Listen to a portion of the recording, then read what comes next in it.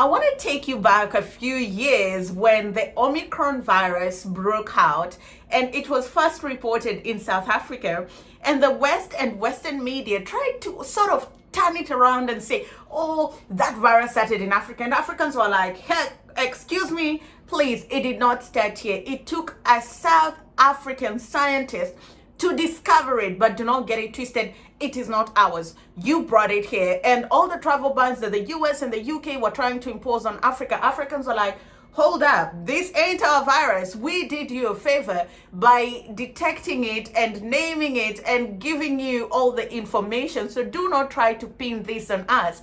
And there's certain African ladies that have been at the forefront of calling out Western hypocrisy when it came to COVID-19, the different variants, and also vaccine iniquities that we endure during the COVID-19 pandemic and still continue to suffer from in terms of big pharma and the quality of medicine and just care that we get on the continent. What exactly is going on? We are being led not by science, but by politics. It is time to take back the narrative and to own our truth and tell our own story. The narrative that Africa has largely escaped the pandemic and therefore, we can delay giving them vaccines, or we can, or that people are vax hesitant and therefore we don't really need to give them vaccines. We need to change that narrative because our economies are suffering. This is no longer just a health crisis. This is an economic crisis. It's a social crisis. It's a health security issue for sure. But most of all, it is becoming a political crisis. And what I called for yesterday was for African leaders to also speak up against vaccine apartheid, to speak up against therapeutics apartheid, to speak up against diagnostics apartheid. Enough is enough. And we as Africans need to begin to raise our voice collectively and tell the world that we also have a voice and we also deserve to live and to live lives of quality and not die. Well, let me put it this way. Racism is not only when black people or brown people cannot breathe because of police violence, which we've talked about. Racism is when black people, brown people, people of color take their last breath because of policy violence. Hi guys, how are you doing? Welcome. My name is Indira Oganga. I'm a business journalist by profession and a content creator. Catch me on my channel at Indira Oganga, where I discuss all matters diaspora and relocating back to the continent. Now, I always say that for a long time, Africans have been thought to be meek, but not anymore. Being led by Dr. Rikana Chihombori, there are iron ladies in Africa that are not going to take it anymore. If you try them and if you try their people, they are coming for you. One of them is Dr. Alakija. Now, she broke into the limelight during a BBC interview, and let me tell you something, ever since that day we have not forgotten her name. That does not mean that she was not doing a good job, but it just wasn't, it had not come to light and the public did not know about her and how firm and stern and vocal she is about the things that matter. To take you back and give this context, when the COVID-19 pandemic was rife, Africa was one of the places that suffered the most because of the travel bans and the restrictions when it came to travel. It made business almost come to, why am I saying almost? Business came to a standstill because our products could not move, our people could not move. And a year, 2 years past the COVID-19 pandemic, it was still, and it is still difficult for Africans to travel. I remember there was a time, and even Dr. Alakija speaks about this, there was a conference and many Africans, I think it was in Europe, many Africans were denied entry because, well, you're African, you guys do not even have vaccines, how are we supposed to trust you? You know, we give you the low quality, so what's going to happen? That had the first SARS-CoV virus, the one that was first identified in China last year, originated in Africa, it is now clear that the world would have locked us away and thrown away the key. There would have been no urgency to develop vaccines because it would have been expendable. Africa would have become known as the continent of COVID. What is going on right now is inevitable. It's as a result of the world's failure to vaccinate in an equitable, urgent, and speedy manner. It is as a result of hoarding by high-income countries of the world. And quite frankly, it is unacceptable. These travel bans are based in politics and not in science. science, it is wrong. I am not making this stuff up. The reason why Africa did not have enough vaccines to vaccinate its people is because the European Union hoarded vaccines, bought more than they could use, and their excuse in Parliament was they're the ones that funded the research to develop vaccines such as AstraZeneca, and it only meant, and to them it was fair, that they got a huge part of the vaccine. And so when Omicron broke out, nobody knew about the variant, and it was first caught and reported in South Africa. And as usual, it's very easy to blame Africa, right? So it was like, yeah, this looks dangerous, this looks deadly, so travel ban, travel ban, travel ban.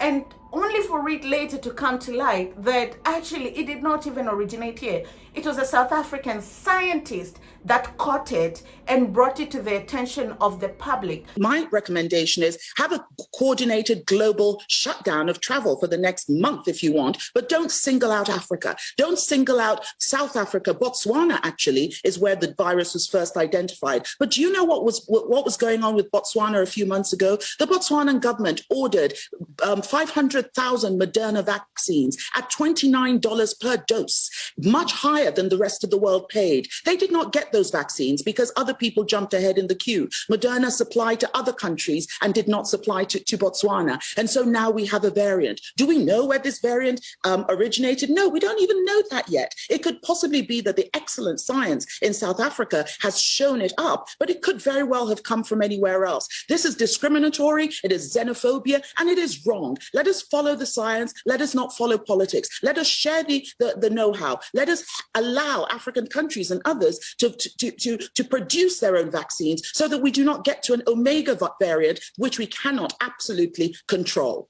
Another lady that has been very vocal when it comes to the inequality and racism that we see in global policies when it comes to health is Winnie Byanyima. Previously, she was with Oxfam and she caused a lot of trouble there because she will go to the World Economic Forum and say it as it is. But we're not talking about her time at Oxfam today. We're talking about her time at UNAIDS. People with the privilege who practice the racism are not here.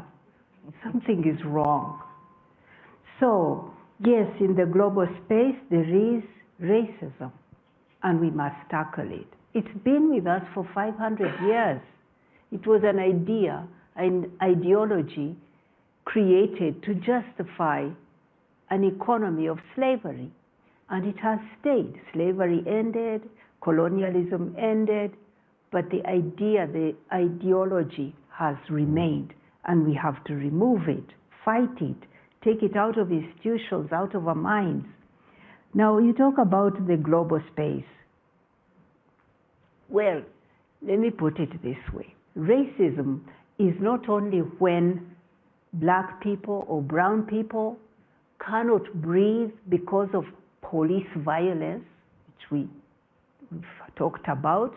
Racism is when black people, brown people, people of color, take their last breath because of policy violence. Policy violence.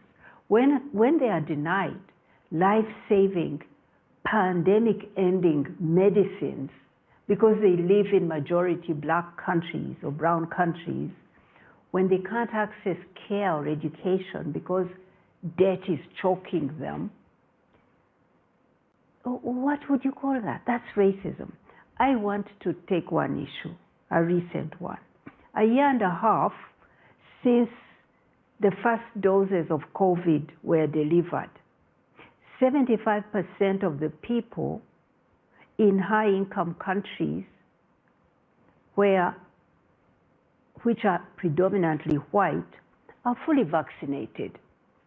But only 13% of people in lower-income countries, mostly brown and black, are vaccinated. 75-13. Wouldn't you call that racism?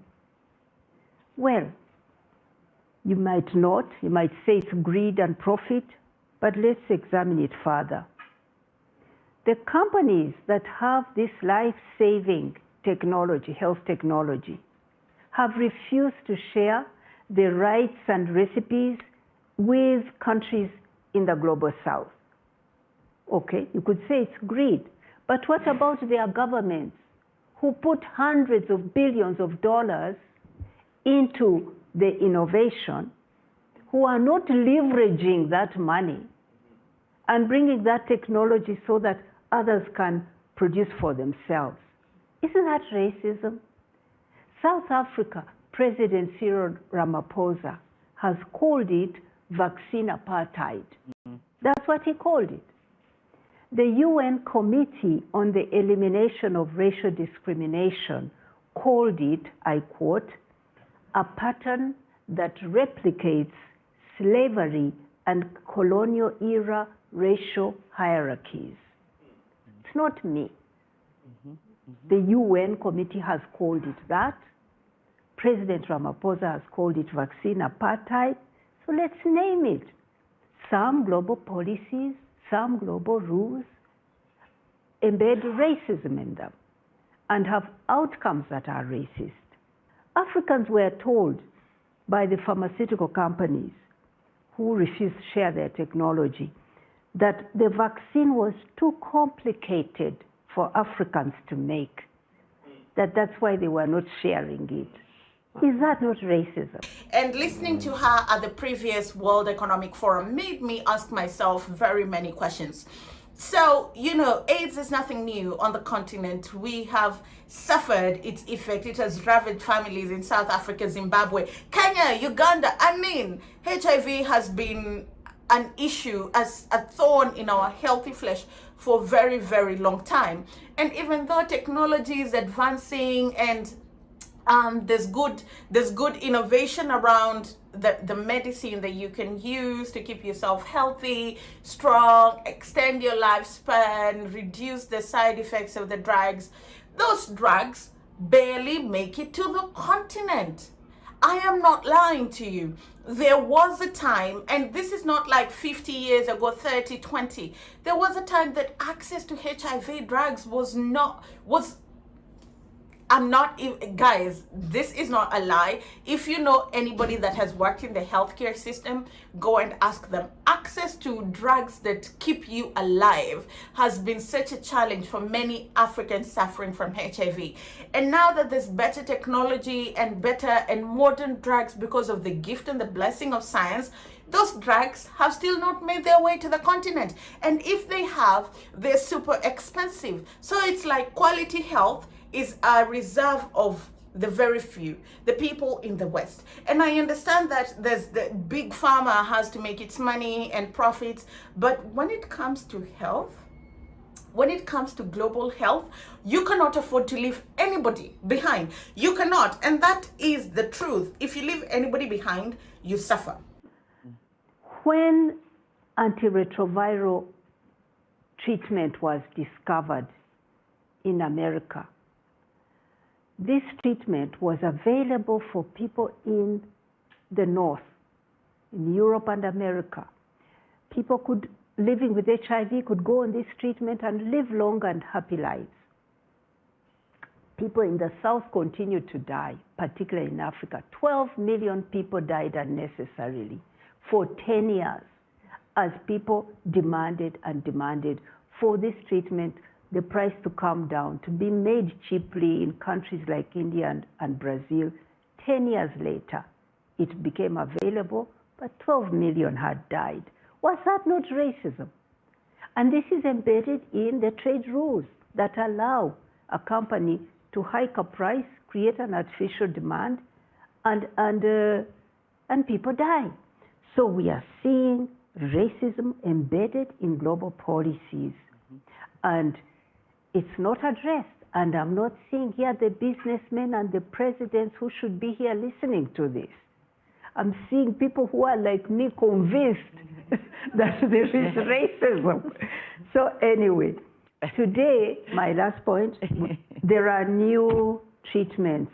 They are called long-acting HIV medicines. This is the area I work in. They've just come on the market. In America, you have people taking this injection that keeps them from acquiring HIV for a couple of months. So they don't have to take a daily pill, but they can take a jab. This treatment is also coming for, this long-acting medicine for treatment is also coming soon. You will have an injection that can keep you healthy for maybe 4 or 5 months. You don't need to take tablets every day.